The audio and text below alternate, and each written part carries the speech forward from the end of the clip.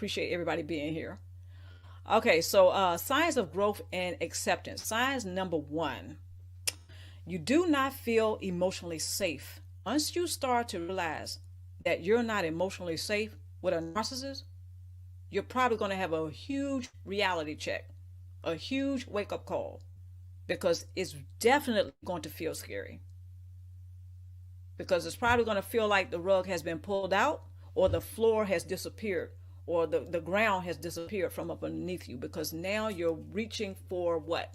Something to hold on to. Because in that moment, when you realize you are not emotionally safe, right, you're going to feel like you don't have any stability. You don't have anything to hold on to. I'm saying you're not stable, but you don't have anything to hold on to. That narcissist relationship, you cannot hold on to. It's not solid. It's not stable. Okay, that's very scary. But then when you're not using your voice, you may feel a lack of confidence to talk to somebody about that. Who do you talk to about that? Once you really, I mean, once that reality hits that you don't have that narcissist the way you want him or her, you don't have that narcissist relationship the way you want it. Because, first of all, you're lost in the sauce. Okay, that relationship, you may feel like you're drowning in it. You may feel like that is the bane of your very existence. The narcissist may be living vicariously through you. If this is a narcissistic mom, that probably goes double. Okay, so once you find out that the narcissist is not emotionally safe for you, you're gonna have to make some choices. Okay, and I'm not trying to be harsh when I say this, but just speaking from experience, you're gonna have to make some choices, because that narcissist is not going to be on board for this new you. Now you're using your voice. Perhaps you have a support base now. Using your voice can be a huge part of your support base. Okay? But the narcissist is not going to be on board for this new you. So once that reality hits you, that narcissist relationship is not safe for you, then you're going to have to make some changes. Okay? So emotional safety can be important in order to obtain trust. Yeah, that part. But the narcissist has already violated your trust, perhaps several times. Perhaps you have lost count. Okay, so just remember, this goes with any relationship. You're going to have to feel some. It's going to have to be some stability. There's going to have to be some safety, even when it pertains to your support base. Just imagine going to. Some of you don't have to imagine this. Okay, I have a couple of horror stories myself about going to counselors that just don't match, right? Okay, so imagine going to a counselor, and to your horror, they're almost identical to your narcissist in behavior. Right. So that's the same thing as not having emotional safety in a relationship. You're walking on eggshells. It's almost like you can trip over a booby trap at any time. You're not certain. It's hard to relax.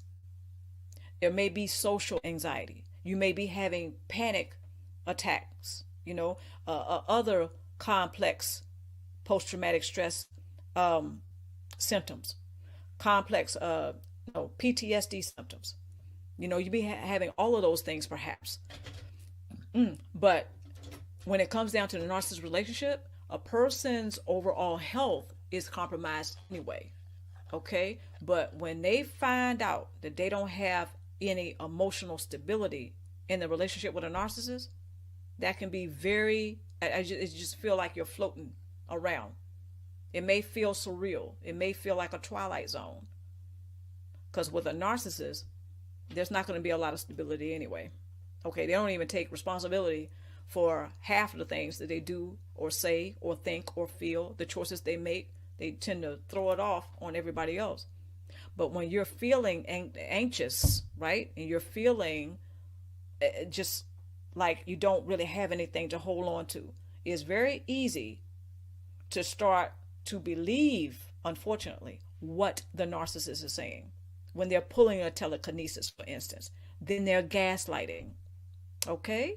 And therefore, that may mean that the narcissist is more than likely telling all these fantasies, these lies. Unfortunately, some victims, some of those who are in the narcissist relationship, they're going to want to believe those things. Why? Because they don't feel emotionally safe, and they want to. They want some stability. They want the validation. They want the love. They want the respect. So unfortunately, the narcissist will play on that, and they will exploit. Once a person may, if they decide to express, the narcissist will get busy exploiting. So emotional safety is very important. You know, it's almost like telling the narcissist your most intimate, the most intimate details of yourself, and they go out and they just blast it to the world. You know, they go on social media and they may go viral, but you're embarrassed. You just want to go hide up under a rock or something, right? Because the narcissist has betrayed your trust. They have violated your trust. They have perhaps betrayed you in other ways. That's also reflective of there not being any emotional stability in that relationship. The narcissist doesn't emotionally regulate anyway. They lack empathy. So it all adds up. You know, the narcissist relationship lacks emotional security or emotional stability, period. So it's going to be hard for a person to feel safe in that relationship. But it can be very scary once that reality hits. Sign number 2, give yourself permission. When you start to give yourself permission to say no, this one is going to be probably really tough for a lot of people, because the narcissist often does not take no for an answer. And how do you know that? They start delivering the silent treatment. And I went over already what the ultimate silent treatment is. Okay, so they start working on the person anyway. Yeah, mentally, emotionally, sometimes even financially. A person may be embarrassed to even let anyone know that they were in a narcissist relationship. Some people have been in several narcissist relationships. Okay, so giving yourself permission to say no. Give yourself permission to experience more positive and healthy relationships with others that you resonate with. Okay, you vibe with them. Being on the same vibe, sharing values and principles are key to having a better experience with people, you know, in general. Okay, again, speaking from experience, I am so happy to say that I have learned, right, really at an early age, okay, I was able to have positive relationships with people. Some relationships, okay, not so good. But guess what? I chose to learn from those experiences. I'm not telling you all this because I want you all to think I'm perfect and all that. I'm far from it, right? But I will tell you this. From all of my relationships, past to present, right? I chose to learn from those relationships. Ups, downs, good, bad, okay, whatever. I chose to learn from it, and I still choose to learn. So I'm the type of person that's like, you know, I live and let live. Okay, you do you, I'm gonna do me. But I have met some people, right? They weren't like that. And it goes back to what I was talking about, your principles. Do you know what your principles, your values are, your standards? Okay, all of that goes to using your voice. Because when you start vocalizing that, people are going to learn how to treat you. People are going to learn more about you. It's a way that you are expressing your entire essence, yourself. Who are you? Where are you? Do you know where you've been? Where are you going? All of that goes into using your voice. Okay, so I have learned from past relationships and current relationships. It is best to respect and accept that everybody, like myself, is on a journey called life, has a story, right? And their life has purpose. Okay? Everybody has a story. Everyone's life has purpose. I don't have to agree with what their purpose is, and vice versa. Okay? They don't have to agree with what they don't have to like it. They don't have to agree with it. Right? And I've learned a long time ago, don't judge anybody else's journey. You don't know what they have to go through. I don't know what I have to go through, right? And whatever. But I've learned to just learn from the walks of life, right? Just learn from it.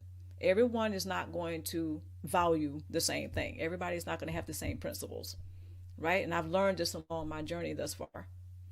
And I have to tell you, I've met some pretty amazing people thus far in my life.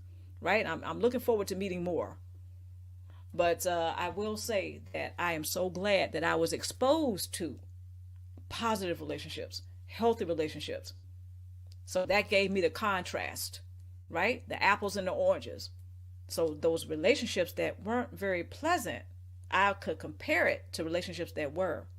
Okay. And even right now, same thing. Learning, just hands off. Everybody's not going to believe the same thing that I believe, and vice versa. And being okay with that. Like I said, I've met people that they're not okay with that. Like, for instance, a narcissist does not like to hear anybody else's point of view. They usually cannot accept other people having a different point of view than theirs. But I can tell you, ever since, like, I can think all the way back to my childhood, I've been pretty open about that. You don't have to agree with me. You don't have to see things the way I do, but we can still have a great relationship. Now, some people, they have an issue with that. They like the carbon copy or the conveyor belt type of thing. Everybody's the same. Everybody's supposed to be the same. There's not supposed to be anyone different. But I don't know about you guys, but today we live in a world where people are embracing being different. Okay? They're embracing it more often. It wasn't always like that, but there are some people who do not, they don't accept that everybody does not view everything the same way. A narcissist doesn't like change. A narcissist often doesn't accept viewpoints that are different from his or hers, right? They often do not accept that. They don't embrace different, right? Anything that's different is a threat. It's a perceived threat, especially to their false self-images. So when you start to use your voice and you are speaking and it may not reflect what the narcissist believes, then they may feel threatened. Their false self-images may feel threatened. For instance, one of the false self-images a narcissist has is that of a victim. When you start to use your voice and you are expressing what you have experienced in that relationship with him or her, well, then they may not come off looking like a victim. See, they may come off looking like the perpetrator because you're using your voice, and maybe some other people are chiming in and everyone's telling the truth. Therefore, the narcissist is exposed. Yeah, just think about that for a minute, right? So when the narcissist is exposed, and because everyone is speaking, they're using their voice, and what they're saying doesn't reflect the narcissist's perception of their reality, which is that they are a victim. Everybody is against them, right? No, but the bottom line is what the reality is that they are perpetrating certain things in a relationship that's causing damages, right? But on the outside looking in, some people may believe the narcissist. But when enough people start to vocalize or express what they have been experiencing, then not only are other people who may not be aware of narcissism or narcissist relationships or what it's like to be in one, they're now aware of it because people like you, like me, and others, right, who have experienced this, they're using their voice. They're vocal about it. Okay, I feel like I'm getting long-winded here, so I'm going to go ahead and wrap this up. All right. Sign number 3, identifying how you relate to others and how they relate to you. So now you're more cognizant of that. You're more aware of it. Okay, instead of internalizing everything, you're recognizing it. Okay, and then you're looking at where the narcissist stands with you instead of the other way around. Okay, you don't care about where you stand with them. Now, in certain situations, I get it, especially if this is job related or if this is the workforce. You may care about where you stand with the narcissist because you want your money, right? You want your pay, you want your paycheck. Okay, I get it, right? But this goes double in a personal relationship because see, you have a lot of say in that. You don't have to spend time with a narcissist unless you really want to. But unfortunately, narcissists, they will often groom individuals, especially children. They will groom them to think, behave, and perhaps even feel certain emotions.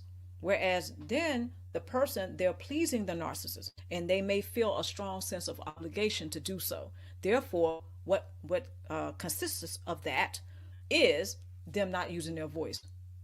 Okay, that's a part of it. That's part of the imaginary contract that narcissists often draw up for people. Okay, and what is the clause? What is the fine print of the imaginary contract? Don't use your voice. Sit down, shut up, and take it. But a lot of people don't know about that because they don't even know there's a contract. It's an imaginary contract. But anyway, identifying how you relate to others and how they relate to you. This can help determine if you like to continue to invest time, energy, and focus on the relationship. Do you really want to continue to invest in a narcissist relationship? And really, that's a critical question that I answer for myself. All these critical questions only you can answer, of course.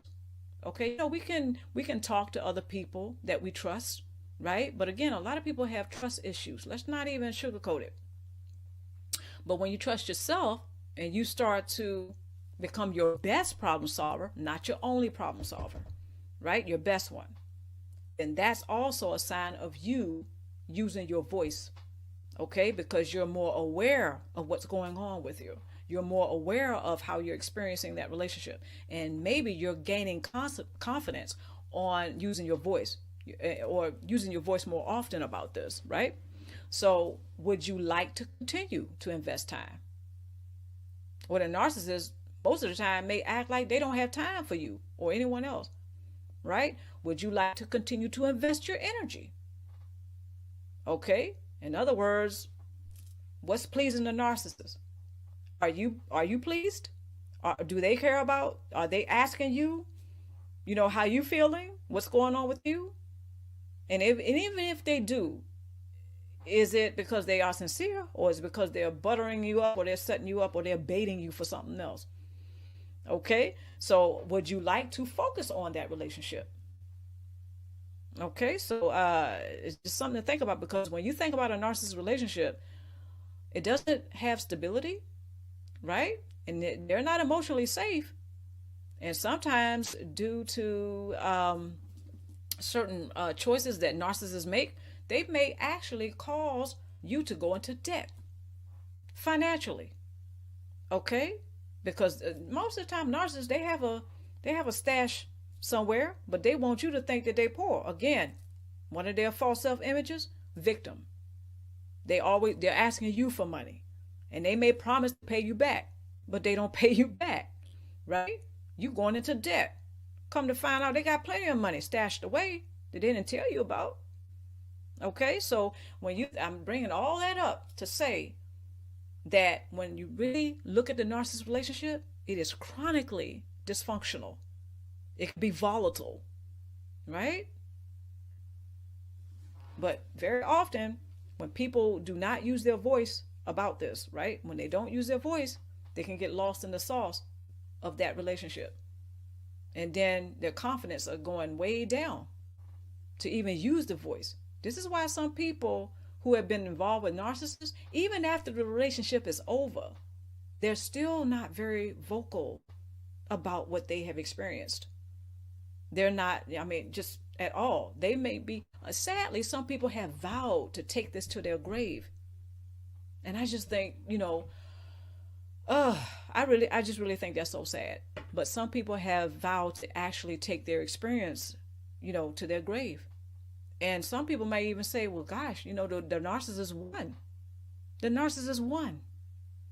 And I don't know about you guys, but that sounds horrible.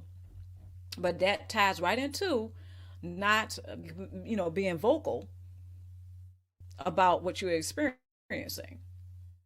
So, okay, not only did you survive, but you thrived past the relationship. You're thriving, actually. I'll put it like that. I'm thriving. Okay, like I said, I've had relationships that weren't very positive, but thank goodness I've experienced relationships that are the opposite. Okay, and I can go all the way back to my childhood. There are some people right now that I can remember in my childhood. They were like little earth angels to me. So wherever they are, I hope they're doing well today, if they're still with us. Some people I've lost contact with, but when you grow up, that's what happens sometimes. But yeah, thank goodness I've had some relationships that are positive. But some people may say, well, gosh, I haven't had any relationships that are positive. I can't remember any. And I would have to say that I think they're exaggerating a bit, because most of the time I think we all have at least one great relationship in our lifetime. Okay? And you know, I think we usually have that. And all relationships to me are opportunities to learn, not only about myself, but other people. And some people we're going to be able to get along with, and some people we won't. But guess what? I say learn from it all. Just learn from it all. Okay? So just remember, not only did you survive narcissism, but now you're thriving. And the choice is yours, actually. Some people may feel like they're not thriving right now because they're still in the relationship. But this does not mean that you cannot practice using your voice. Because a lot of you know, this is something else I often say in my videos on the Luminousz Ztarr channel. And that is, it starts in the mind, not the behind. Do not wait for the narcissist to change their mind or their heart, about you. Don't wait, okay, for them to give you permission to use your voice. They're not going to give you permission to use your voice because that goes totally against what they're trying to get, and that is the source supply. Now, if you do use your voice, they want it to be to their benefit, right? To praise them, to put them up on a pedestal. Okay, so I want to leave that with you guys. And don't forget, you have already gone through an ordeal, right? You've gone through it. You've gone through it already. You don't need to look back. You don't need to continue to focus on narcissists.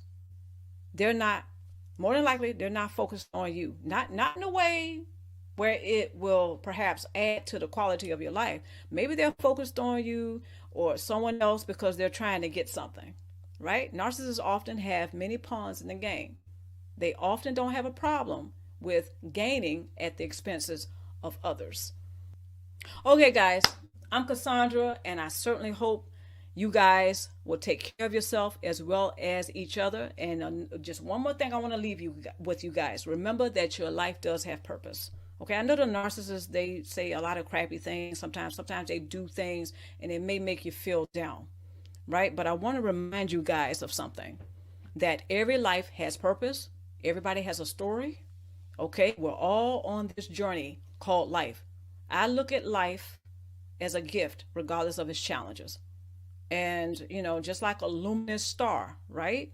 It's in the darkness, and no matter how dark it gets, right? You can still shine. You can get your glow on. Okay, now the narcissist, you ask a narcissist, they don't want anybody to outshine him or her. But guess what? Once you start to use your voice, everybody else will start to see, okay, that you are somebody who gets their glow on. You have your shine as well. You contribute to this world as well. Okay, now, I don't want to get all preachy and long-winded, but, I just want you guys to know something. You do count. Okay, you count. And regardless of what the narcissist says, your life does have purpose. Okay, so until next time, take care of yourself and each other. Mwah.